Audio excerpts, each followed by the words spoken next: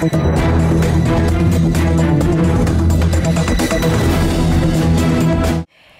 joie du Seigneur fait notre force. Nous sommes si spéciaux à telle enseigne que nous sommes dotés d'une capacité surnaturelle afin d'être une bénédiction pour les autres. Mesdames et messieurs, bonjour, et c'est avec cette force, cette joie, cette même bénédiction que je vous envoie un bonjour rempli d'amour et de gaieté. Alors au menu de ce magazine, aujourd'hui on sera avec notre consultant du jour dans la rubrique rectificatif, une rubrique qui vous permet de rectifier vos différents comportements et ce en tant qu'enfant de Dieu. Le pasteur Boabilé juste sera là pour nous enseigner la parole. Et pour finir, on sera avec les invités de la DCM dans Espace Annonce. Restons en très bonne compagnie de ce clip. À tout de suite avec notre consultant du jour.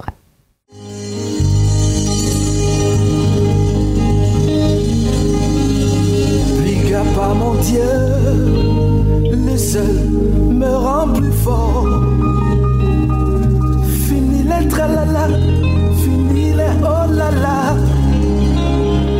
Je ne suis plus le même, c'est Christ qui coule dans mes veines. Venez donc voir ce qu'il a fait pour moi. Je ne suis plus à toi, Satan laisse ma vie. Jamais je n'aurai, tout le reste est fini. Abonne-nous, sois c'est, il est bon, je le sais. Venez à Jésus, le lion de Juda, Jéhovah, my Lord.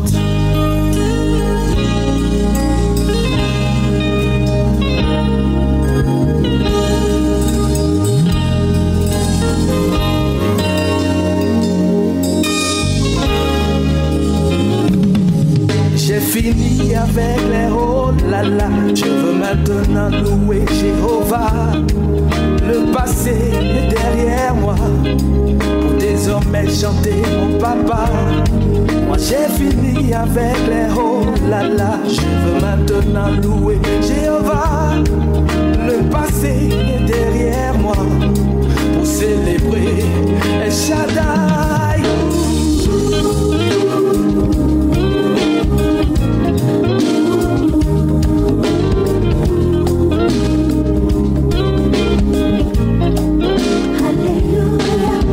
Amis, retrouve-moi. Vous serez certainement dans la joie, car aujourd'hui ce n'est plus moi qui vis. La vie de Jésus coule en moi. Je parle de vous qui m'écoutez, et même ceux qui ne sont pas là. L'Esprit de Dieu inonde ma vie. Je regarde tout droit vers le but.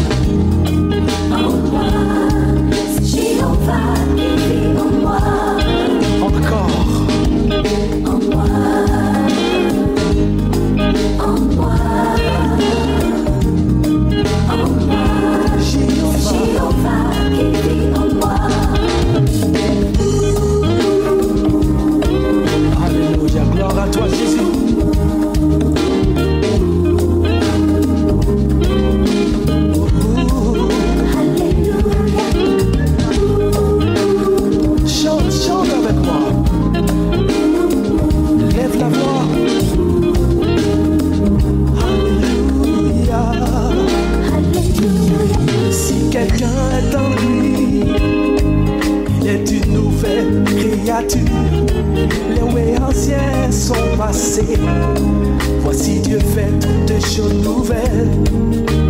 Tout ce qui était pour moi un gain, aujourd'hui n'a plus de valeur. Quand j'ai goûté au meilleur, Jésus-Christ mon sauveur. En moi, en moi, en moi, en moi, en moi, en moi, en moi, c'est Jésus-Christ qui vit en moi. Il a payé le prix, il a souffert pour toi. Oh, oh, oh, oh. C'est Jéhovah qui vit en moi. C'est pourquoi la mort a disparu. La lumière d'un jour nouveau s'est levée. Vie nouvelle.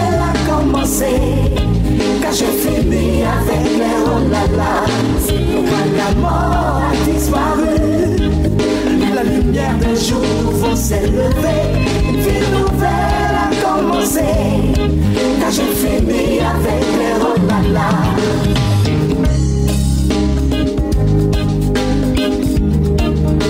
Hey. Alléluia. La mort a disparu, la lumière des jours nouveaux s'est levée, vie nouvelle a commencé. Quand j'ai fini avec les oh là là, Jésus m'a touché, m'a restauré, m'a lavé, m'a libéré. Les oh là là, les oh là là là là là là là là. Hey. J'y suis lavé dans le sang de l'agneau. Hey, hey, hey, hey. Guidé.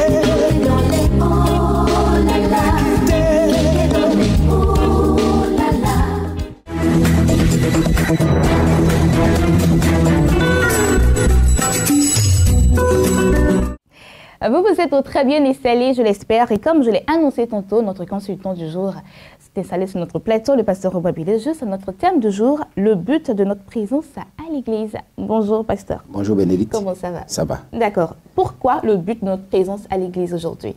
Parce que notre présence à l'église a un but. Nous ne sommes pas à l'église au hasard. Dieu ne nous a pas appelés chacun pour sa part au hasard. Que tu sois pasteur, apôtre, prophète, simple fidèle, c'est un appel. Dieu t'a appelé, tu es dans l'église et tu as un rôle à jouer. C'est pour cela que nous voulons en parler. D'accord. Donc le but, selon vous, qu'est-ce que c'est? Ben, tu vois, aujourd'hui, il y a la manière commune d'appréhender le séculier et le sacré divise notre pensée. Parce que quand vous êtes à l'église, il y a une pensée commune que les chrétiens développent, c'est que si tu es chrétien, que tu es spirituel et que tu es obéissant, ça veut dire que tu vas devenir pasteur. Donc, quelqu'un peut être comptable, très spirituel, très obéissant, mais pas forcément qu'il devienne pasteur. Il a un appel spécifique dans ce qu'il fait. Et il est utile à l'église dans ce sens-là. C'est de ça que nous voulons précisément parler. Donc, quelqu'un qui est spirituel, qui est obéissant, forcément ne va pas devenir pasteur. Il a un don, il a un appel très spécifique. Et beaucoup ressentent toutes les autres, disons, vocations, comme ce dont je viens de parler, comme moins importants. Et le résultat, c'est que la majorité occupe les bancs de l'église sans savoir que Dieu les appelle à faire quelque chose, sans savoir qu'ils ont un rôle important dans l'église. Et ils s'attendent soit au pasteur ou au conseil de l'église pour tout faire. Et eux, ils se croisent les bras. Non, moi, je ne suis pas appelé. Non, nous avons tous un rôle spécifique à jouer dans l'église. Il ne faut pas s'attendre seulement au pasteur, au prophète, au bishop, mais toi aussi, tu dois jouer ta partition. Si Dieu t'a fait venir là, et il a permis que soit tu fasses des études de philosophie, ou alors des études de sociologie, ou alors quelque chose comme ça, il a quelque chose pour toi. Il a un rôle spécifique à jouer. Parce que moi, je dis aux gens, il ne faut jamais accepter un rôle ou alors une responsabilité dans laquelle, c'est-à-dire pour laquelle Dieu ne t'a pas appelé. Parce que tu ne jouiras pas de la présence de Dieu. Parce que c'est la présence de Dieu qui te provaudra le succès. Tu peux être, disons, calé. Tu peux être brillant dans quelque chose. Mais si tu n'as pas la présence de Dieu, tu vas échouer. D'accord. Et comment savoir que nous sommes là pour quelque chose? Ben, il faut savoir que, d'abord, il faut savoir que ça n'a jamais été dans l'intention de Dieu, dans son plan, que chaque croyant n'ait pas un rôle. Dans le plan de Dieu, son intention est que chacun de nous ait un rôle. Ça, il faut l'intérioriser. Parce que déjà, en l'intériorisant, tu te rends compte que tu as déjà un rôle à jouer et tu vas le rechercher. La Bible dit que dans le ciel, il y a un livre qui est ouvert devant Dieu. Et toutes les actions que nous devons mener sur la terre, y sont écrites. Donc, prie Dieu, Seigneur, dans mon livre là, qu'est-ce qui est écrit pour moi? Qu'est-ce que je dois accomplir? Parce que ce serait un malheur quand nous allons arriver au ciel, quand le Seigneur va ouvrir le livre, et puis tu vas voir que tu n'as accompli qu'une seule chose parmi tant d'autres de plus merveilleuses. Ça, ce serait un malheur pour toi. Tu vas pleurer toute ta vie. Tu es au ciel, mais tu pleures. Donc, le rôle, il y a aussi que le rôle de pasteur, le rôle sacerdotal est unique, mais il n'est pas seulement un rôle unique et exclusif. Il est un rôle parmi tant d'autres. comme je le disais, toi, Bénédicte, tu es animatrice, tu as un talent. Dans l'église, tu as un rôle à jouer. Ton rôle serait peut-être d'accompagner des gens dans un tel domaine ou alors dans un autre domaine concernant la communication. Donc, tu as ta place là. Et le Seigneur Jésus avait compris l'importance de garder chaque domaine à sa place. Chaque domaine à sa place. Ce n'est pas parce qu'il est spirituel, il est, disons, obéissant, qu'il faut forcément le mettre à côté de toi en tant que serviteur de Dieu pour qu'il, disons, il marche avec toi. Non, c'est mon fils spirituel, il est appelé à servir Dieu. Non, il faut qu'on fasse attention. Tu vois, le Seigneur savait faire la différence entre, disons, les domaines spécifiques. Quand il a vu les changeurs dans la Bible, le Seigneur a vu les changeurs d'argent dans le temple. La Bible dit il les a jetés dehors, n'est-ce pas? Mais il n'a pas dit que le change était quelque chose de faux. Mais il a dit, votre activité là, ce n'est pas dans l'église que vous allez venir faire ça. Ça, c'est la maison de prière. Mais il n'a pas dit que le change était faux. Ça dit, il n'a rien dit au sujet du change. Donc, le Seigneur savait mettre chaque chose à sa place. Il savait considérer chaque domaine dans sa spécificité. Mais là, il disait, c'est vrai, vous êtes des changeurs, mais ce n'est pas dans le temple que vous allez venir faire ça. Sortez, allez-y, faire le change. Donc le Seigneur, comme je le disais, il savait garder chaque domaine à sa place. Et il a mis l'accent sur le rôle sacré du temple en tant que maison de prière. C'est pourquoi il leur a dit de sortir. Donc il faut que nous sachions considérer chaque domaine, mettre chaque domaine à sa place. Ne confondons pas les choses. Et puis aussi, souvent, il y en a, ce n'est pas nous, les serviteurs de Dieu, mais c'est eux-mêmes. Quand ils ont un petit talent, ils ont quelques dons spirituels et un peu de moyens, ils s'autoproclament serviteurs de Dieu et ils deviennent une carie dans l'église, en sorte que, parce qu'ils ont envie de sortir, aller faire un ministère. Quand ils vont faire le ministère, ils cherchent la collaboration d'autres personnes qui sont vraiment appelées au sacerdoce. Et ça fait clash parce qu'un ancien, un laïc ne peut pas, disons, donner des ordres sacerdotales à quelqu'un qui est appelé au ministère à temps plein. Ce n'est pas possible. C'est pas possible. Ça, c'est le monde à l'envers. C'est ça qui fait que souvent, il y a des clashs. Parce qu'il a l'argent, il est le leader. Et il se donne des titres. Alors que le vrai appelé est là. Lui, ça brûle dans son cœur. Il y a clash. Donc, on va dire quelque part que les moyens font défaut. Les moyens font défaut pour le pauvre qui n'a pas l'argent, c'est sûr, mais lui, il a l'argent, donc il s'arroge le droit d'avoir, disons, la primauté, l'autorité. C'est pourquoi nous devons pouvoir faire la différence de rôle de façon spécifique. Sinon, nous devons réapprendre le rôle spécifique de l'Église et la manière dont l'Église tisse ses liens avec les autres domaines de la vie. C'est très important. Surtout le ministère tisse ses liens avec les autres domaines de la vie.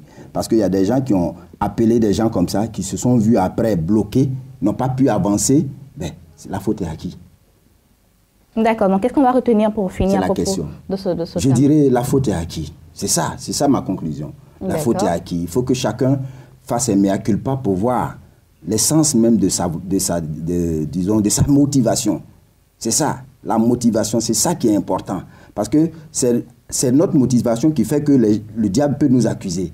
Regardez, le diable, quand il est allé vers Job, il n'a pas dit que Job était adultère, il n'a pas dit que Job était menteur, mais il a dit ses motivations. Il te sert parce que tu le bénis. Il a parlé des motivations de Job.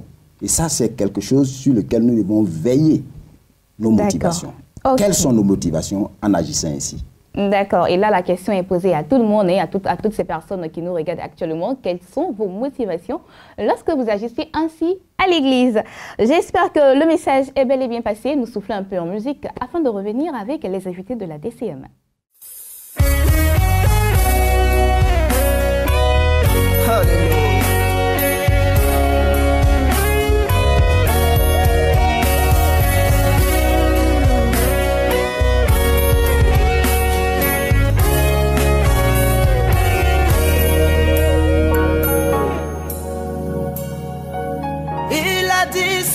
Ma vie que je vais avancer. Il a dit, j'ai foi que cela arrivera. Il a dit sur ma vie que je vais travailler. Et j'ai foi que cela arrivera. Il a dit sur ma vie que je vais voyager. Il a dit, j'ai foi que cela arrivera. Il ma vie que je vais prospérer. Oh, oui, j'ai foi que cela arrivera. Il a dit ce que sa bouche a dit, sa main l'accomplit. Moi j'ai cru que j'étais orphelin. Moi j'ai cru que j'étais oublié. Oh. Moi j'ai cru que je n'avais personne. Jésus m'a dit non, je suis là. J'ai cru que tout était bloqué. Moi j'ai cru que j'avais échoué. Oh. Longtemps j'ai cru qu'on m'avait mis aux oubliettes. Jésus m'a dit non et je suis là. Il m'a donné la victoire oh, sur mes ennemis. Les soucis qui autrefois me tracassaient, aujourd'hui sont à mes pieds, à mes pieds.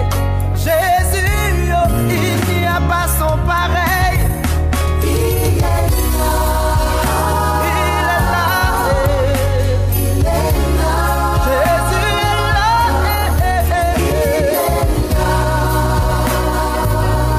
Jésus est là.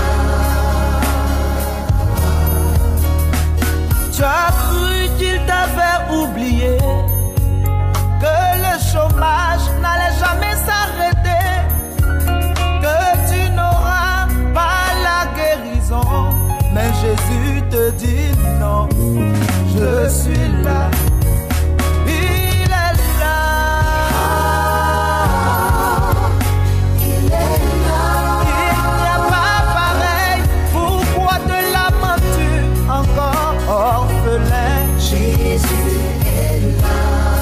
Sèche donc tes larmes. Il est là et il est là.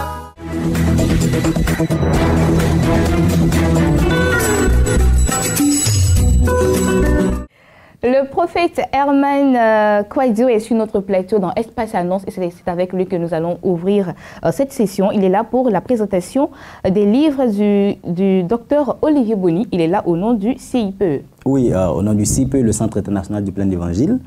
Bonjour, bonjour à tous ceux qui nous regardent.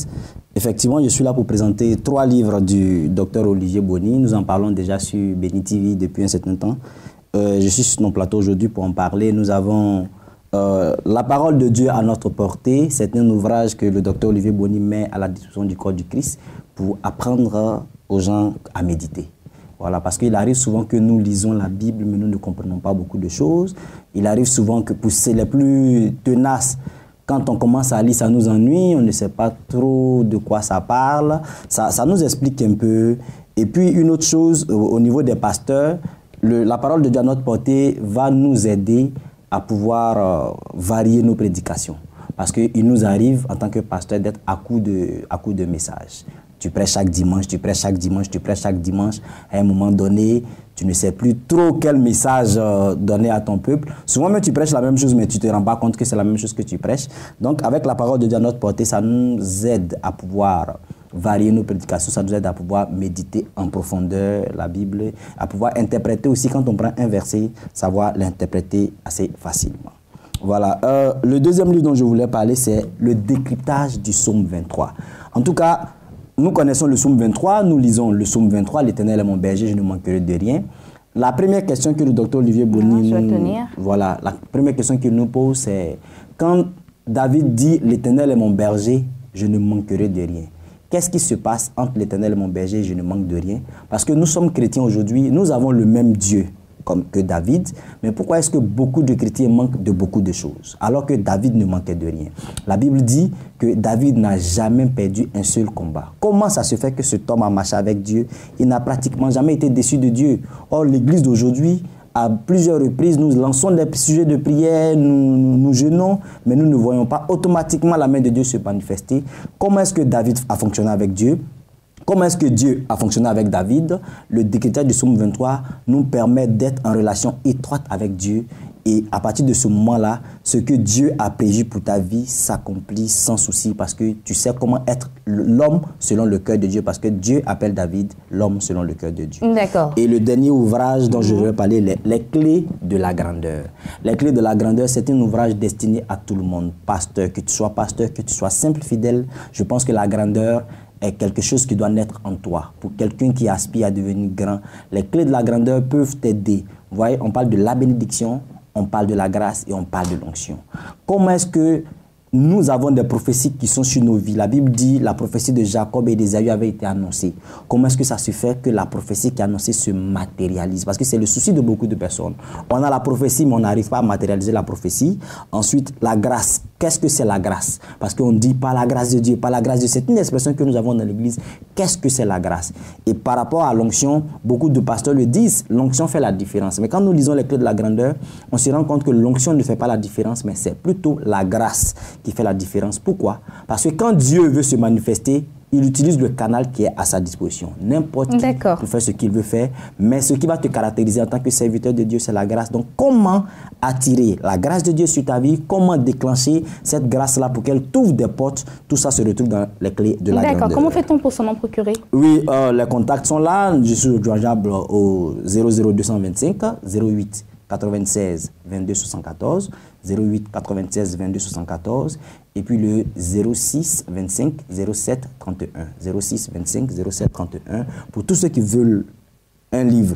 En tout cas, il est conseillé de prendre les 3 livres ensemble parce que c'est voilà, c'est 3 livres qui se complètent, qui se combinent et puis ça va. On peut avoir aussi les prix? Oui, les prix, les 3 livres sont à 25 000, les 3. Un livre à 10 000 francs. D'accord, ok. Merci beaucoup, prophète Herman Kouadio. Il était là pour la présentation des livres du docteur Olivier Boni. L'écoutez le 00225 08 96 22 74, le 00225 06 25 07 31. À présent, nous allons partir avec le révérend Koumou Emmanuel pour parler de l'ISFC.